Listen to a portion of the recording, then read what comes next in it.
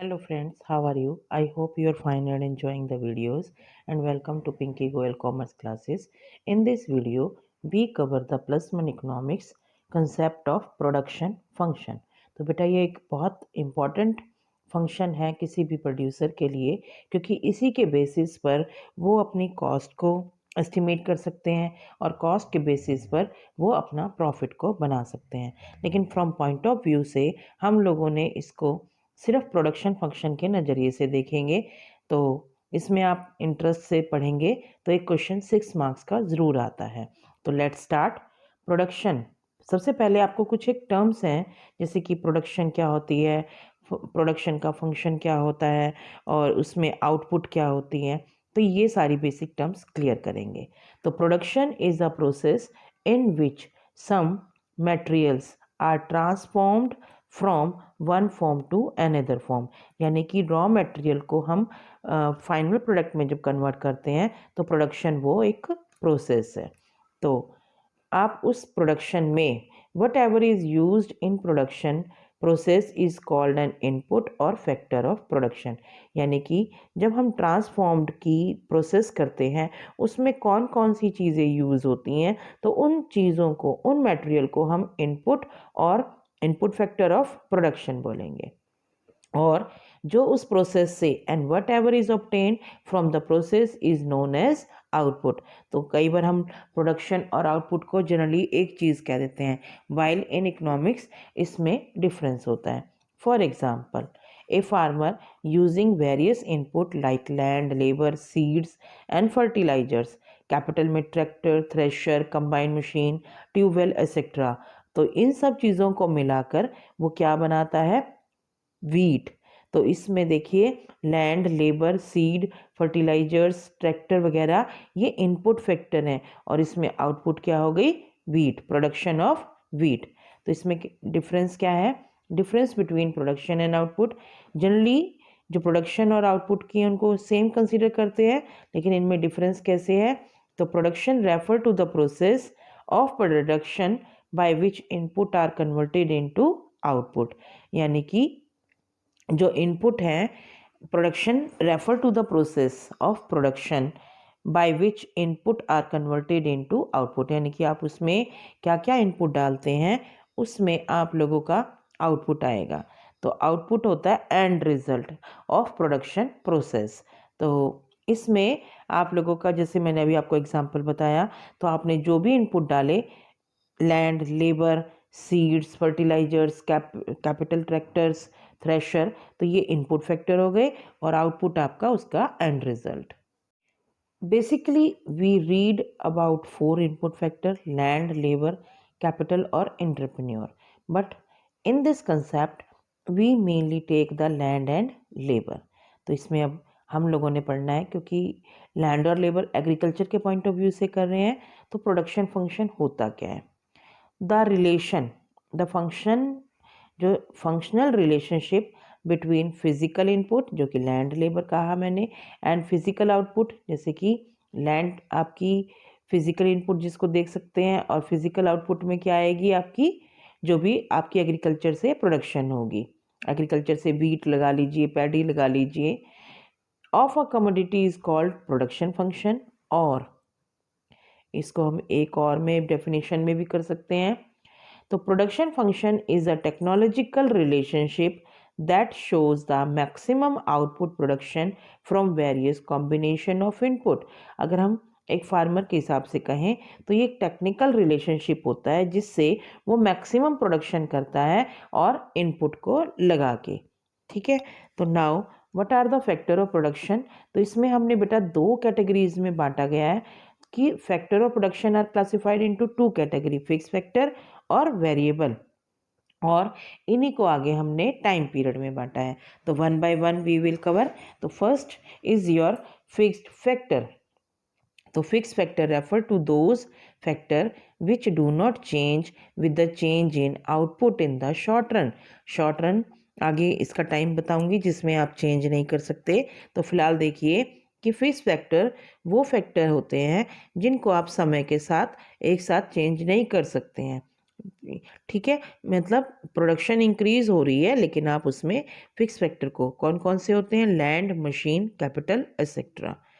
ठीक है, नाउ इसमें variable factor refer to those factor which change in the output. जैसे से आपकी आउटपुट इंक्रीज होएगी तो ये भी इंक्रीज होते रहेंगे, और अगर आपकी आउटपुट ज़ीरो होगी तो ये भी ज़ीरो हो सकते हैं। इन द शॉर्ट रन का ही बताऊंगी क्योंकि अभी हमारे सिलेबस में शॉर्ट रन पीरियड ही है। तो जो कि वेरिएबल फैक्टर हैं दोनों ही पीरियड्स में चेंज हो सकते हैं, short run as well as long run period. तो मेनली लेबर और रॉ मटेरियल। तो अब आपको पहले पता होना चाहिए कि शॉर्ट रन टाइम पीरियड क्या होता है और लॉन्ग टाइम पीरियड, लेकिन आपके जो सिलेबस में है वो शॉर्ट रन से रिलेटेड है। तो short run period is defined as a time period which is less than the minimum requirement to bring out changes in fixed factor of production। वो कहता है कि शॉर्ट टाइम पीरियड वो time period होता है जिस उससे भी टाइम पीरियड कम होता है जिसमें आपको fix factor of output change कर सकें। सपोज करो आप लेबर को चेंज, लेबर तो वेरिएबल है, लैंड खरीदना चाहते हैं या मशीन को बढ़ाना चाहते हैं, तो जो शॉर्ट टर्म पीरियड होता है वो उतना कम होता है जिसमें आप लैंड या मशीन को परचेज नहीं कर सकते। जैसे आपने कोई मशीन खरीदनी है फॉर एग्जांपल, तो मशीन खरीदने के लिए आपको महीना, 2 महीना, 3 महीना, 6 महीने जो भी चाहिए होते हैं, तो शॉर्ट रन पीरियड उससे कम होगा ताकि आप फिक्स फैक्टर ऑफ प्रोडक्शन को चेंजेस ना कर सको। इसमें input factor always remain fixed. Next है बच्चे long run period. Long run is defined as a term period in which all input factor can be changed, or you can say all factor are variable। means सब firm के पास या agriculture में farmer के पास sufficient time period होता है कि वो अपने कॉम्बिनेशन को चेंज कर सके विद द प्रोडक्शन प्रोसेस। यानी कि अगर उसको प्रोडक्शन इंक्रीज करनी है तो वो आपके आउटपुट इनपुट सोर्सेज को भी चेंज कर सकता है। नाउ टोटल प्रोडक्ट और टोटल फिजिकल प्रोडक्ट। अब आपने जो इनपुट फैक्टर को कंबाइन करके जो भी आउटपुट निकाली है उसे हम टोटल प्रोडक्ट और टोटल फिजिकल प्रोडक्ट कहते हैं। तो total product refer to the total output of a good produced by a firm with a given input during a specific period of time. यानी कि जो टाइम उनको प्रोडक्शन के लिए चाहिए उस टाइम पीरियड में आपने इनपुट फैक्टर को यूज़ करके जो भी आउटपुट निकाली है, मेनली उसे हम टोटल प्रोडक्ट और फिजिकल प्रोडक्ट कहते हैं। ये it shows the signify the relationship between the variable input factor. यानी कि ये जो प्रोसेस है जो वो बताता है कि आपने कितने वेरिएबल इनपुट फैक्टर को कंबाइन कर कर आउटपुट को निकाला है, और वाइल अदर जो फैक्टर्स हैं इनपुट है वो कांस्टेंट। कौन कौन से, इट मे बी कि आपके कैपिटल जो इनपुट फैक्टर हैं वो कांस्टेंट रहेंगे और ना ही आप टेक्नोलॉजी को चेंज कर सकते हैं। Because in new modern era if we improve our technology then we can increase the production level in this particular input factor। तो फॉर एग्जांपल यहाँ पर मैंने आपको पहले ही कहा था कि 2 इनपुट फैक्टर लेंगे, तो इसमें एक इनपुट फैक्टर को अगर हम लोग बात करें लैंड, ये आपका फिक्स इनपुट फैक्टर है, ये लेबर आपका वेरिएबल है। तो आपका मैंने इनपुट फैक्टर जो फिक्स फैक्टर है वो 1 रखा है, और वेरिएबल फैक्टर के थ्रू मैं प्रोडक्शन इंक्रीज कर रही हूँ 1 2 3 4 5 6 7 8 ऐसे। अगर मैं फिक्स फैक्टर के साथ 1 लगाती हूँ तो टोटल प्रोडक्शन होती है 2। अगर 1 के साथ 2 वेरिएबल फैक्टर लगाऊंगी तो 5, 3 लगाऊंगी 9, 4 लगाएंगे 12, 5 के साथ 14, 6 के साथ 15, 7 के साथ 15, 8 के साथ 14।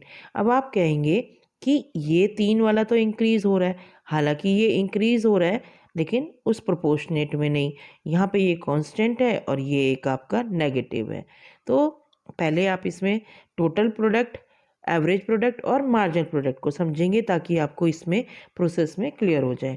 तो जो आप टोटल प्रोडक्ट निकालते हैं उस टोटल आउटपुट से आप वेरिएबल फैक्टर को डिवाइड कर सकते हैं। Now we come to the average product, because अभी इन तीनों का जो रिलेशनशिप है टोटल प्रोडक्ट, एवरेज प्रोडक्ट और मार्जिनल प्रोडक्ट। इन्हीं से आपका लॉ ऑफ वेरिएबल प्रोपोर्शनेट बनेगा, जो कि मेन बेसिक क्वेश्चन बनता है इस चैप्टर में। तो आपको पता होना चाहिए कि एवरेज प्रोडक्ट कैसे निकालेंगे। तो इसमें एवरेज प्रोडक्शन निकालने के लिए टोटल प्रोडक्शन को वेरिएबल फैक्टर से डिवाइड करना है। तो आप यहाँ से जैसे 2 divided by 1 2, 5 divided by 2 2.5, 9 divided by 3 3। तो इस तरह से आपने एवरेज प्रोडक्ट निकालना है, और ये ध्यान रखिए कि ये कभी भी नेगेटिव नहीं होगा। while we have to calculate marginal product, तो that is the difference between increasing जो स्टेज है उसमें से प्रीवियस वाली स्टेज को माइनस करके। जैसे फर्स्ट आपकी 2/2 है, 5 में से 2 गए 3, 9 में से 5 गए 4, यानी कि सक्सेसिव यूनिट में से प्रीवियस वाली माइनस करेंगे तो आपका मार्जिनल प्रोडक्ट हो जाएगा। वैसे मैंने इसके फॉर्मूले लिखे हैं और मीनिंग भी लिखा है, तो पहले हम उसको कवर कर लेंगे। तो टोटल प्रोडक्ट होता है, यानी कि आपका टोटल प्रोडक्शन फंक्शन, ये Q इज़ फॉर आउटपुट, ये हो गया आपका फंक्शन का निशान, और ये हो गए आपके input factor. Average product is define as the output per unit of variable input, यानी कि मैंने अभी आपको बताया कि टोटल प्रोडक्ट को डिवाइड करेंगे वेरिएबल इनपुट से। तो AP is equal to TP divided by X1, यानी कि वेरिएबल इनपुट फैक्टर। तो यहाँ पर हो गया आपका फंक्शन वेरिएबल इनपुट फैक्टर, यानी कि आपका टोटल जो टोटल प्रोडक्शन है इन X1 को लगा के जितने भी नंबर ऑफ X हैं divided by X1। It is also called physical average physical product, यानी कि इसको हम APP भी बोलेंगे। क्या बोलेंगे? APP। तो इसे now next is your marginal product. तो marginal product of an input is defined as the change in output per unit change in input, यानी कि देखो जैसे मैंने आपको बताया था कि जो सक्सेसिव यूनिट में चेंज आया टोटल आउटपुट में, उसमें कितने वेरिएबल को चेंज करने पर आपका आया है उसे मार्जिनल, यानी कि every additional unit of variable factor, तो टोटल प्रोडक्शन में कितना चेंज लेके आएंगे उसे हम मार्जिनल प्रोडक्ट कहेंगे। It is also called marginal physical product. तो इसका formula change in output change in input factor, और इसको निशान से यानी कि और में हम लोग कहेंगे ये जो डेल्टा दिख रहा है आपको, that is your change in total product divided by change in labour. और दूसरी तरीके से जो सक्सेसिव यूनिट है, एक और मेथड है, MP is equal to sum of total physical product N, यानी कि पहला N minus TP N minus 1, यानी कि ये आपकी हो गई सक्सेसिव यूनिट और ये आपकी हो गई प्रीवियस यूनिट। सक्सेसिव यूनिट में से प्रीवियस यूनिट को माइनस करेंगे तो MP आ जाएगा। Clear? I hope you better understand this video. If you like the video, please share with your friends because sharing is caring. और नेक्स्ट वीडियो में बच्चे मैं आप लोगों को law of diminishing marginal product या लॉ ऑफ वेरिएबल प्रोपोर्शनेट करवाऊंगी, जो कि एक 6 मार्क्स का क्वेश्चन बनता है with diagram explanation. Thank you.